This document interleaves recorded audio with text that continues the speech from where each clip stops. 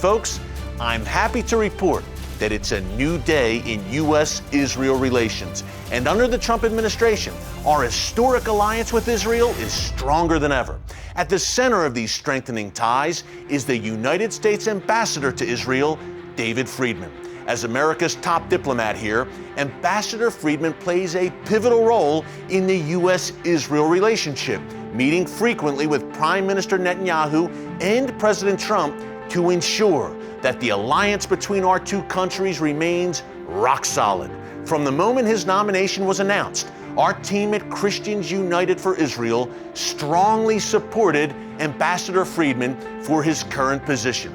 He's a man of faith who understands this region and the indispensable role Israel plays in America's security, not to mention our two nations' shared values. I was honored to sit down with the ambassador recently at his residence in Herzliya, where he showed that he's the right man to represent America as our top diplomat right here in Israel. Take a look.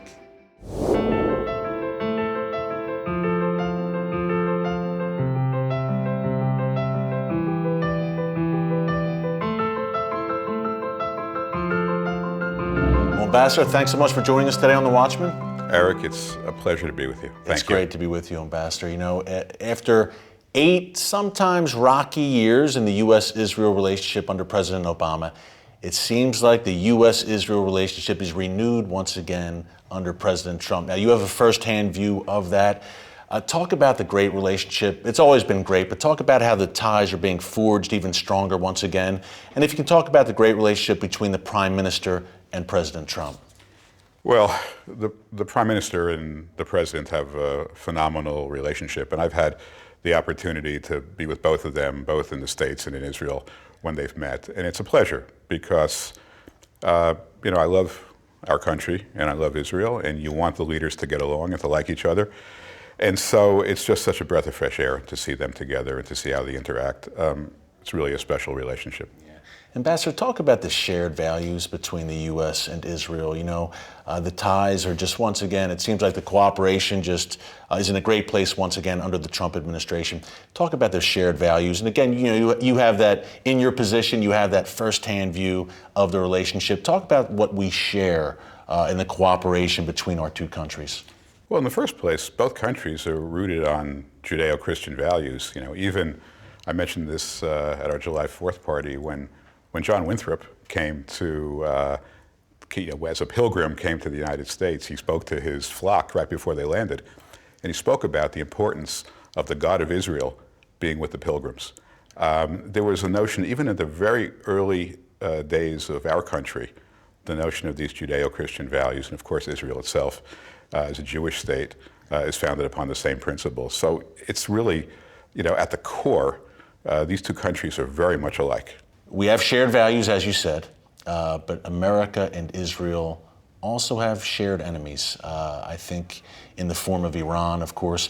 Talk about some of the cooperation in that realm, anti-terror, against radical Islam and the extreme ideology. Can you talk about some of the cooperation? Sure. And one of the things that I didn't appreciate as much before I got this job was just how deeply rooted that cooperation is. I can't speak about the specifics, but I can tell you that the level of cooperation, of interaction, Israelis in the United States, Americans in Israel, we're really one in many respects in terms of the intelligence community, the counterterrorism community, and the two nations working together has an exponential impact on the ability to keep both countries safe as well as the rest of the world. If you can talk about that Iran threat just a little bit more, Ambassador, for an American audience, okay, we know Iran says they're going to wipe Israel off the map. How is the Iranian regime and everything they're involved in a threat to the United States as well? Iran is the primary state sponsor of terrorism throughout the world, and they are growing in influence. They've created both a southern and a northern crescent around Israel, to the south through Yemen, through the north through Iraq, Syria, and their proxy Hezbollah.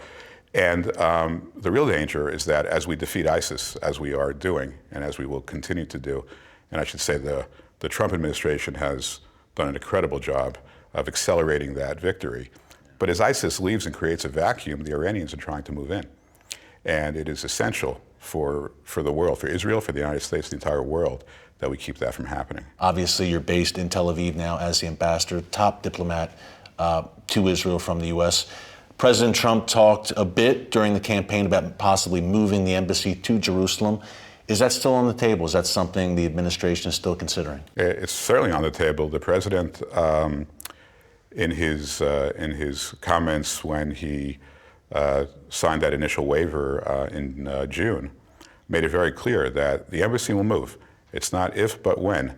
And I am convinced that during his term, the United States will recognize Jerusalem as the undivided and eternal capital of the state of Israel. I am convinced that will happen. That's a priority for me. It's something I consider to be extremely important. And I also think it's important for the entire world. I think people are waiting for this to happen, and once it does, I suspect that many other nations will do the same. That will be a game changer, Ambassador.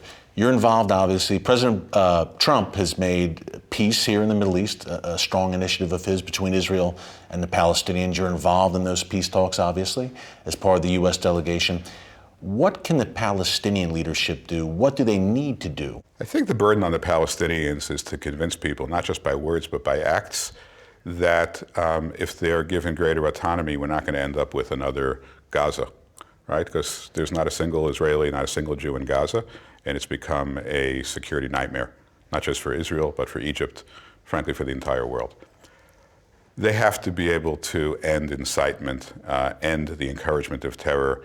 As you know, the United States is getting a lot tougher on restricting aid to the Palestinians to the extent that they finance terror. The salaries paid to the families of Palestinian terrorists from the PA. They have laws on their books that provide terrorists stipends, and most egregiously, the worse the crime, the higher money, the higher the salary. So this is an unacceptable dynamic. But so that's the burden. The burden is to convince the world that they can live in peace. And I think if they did, I'm convinced that every Israeli, to the right, left, middle, wants to live in peace with the Palestinians. There is no desire to subjugate them, but there are security issues that are obviously paramount. Coming up, more with Ambassador David Friedman. What prepared him to take on the role of America's top diplomat here in Israel? And what can Christians do to help strengthen the U.S.-Israel relationship? Find out after the break.